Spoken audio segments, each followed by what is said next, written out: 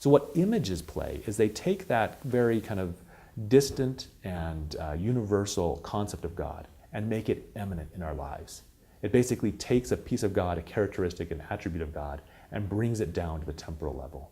And so what they do is the images work in a way in which we can connect to God, both in a personal and an eminent and a very effective way. And so the images first represent God's qualities and attributes, but they also represent the ways in which God wants to help us. We look at certain images that look a little bit distinct from the images that we think of deity. Like we look for a particular of an image of Vishnu or Krishna with 4 arms. Well, immediately, if you understand that the image is not there to basically describe the aesthetics of God or what God might actually be in a transcendent form, but to prove to the devotee that God is interested in both being an effective and, I guess you could say, practical influence in their life, and that the image is also there to illustrate God's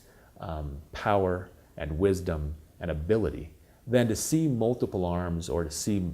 hundreds of arms on a deity is very, very, I guess you could say, rational and understandable. Because what it basically means is that God has his hand stretched out to his devoted, and that he has all the power, all the efficacy, and all the utility necessary to make a real difference in their lives, right?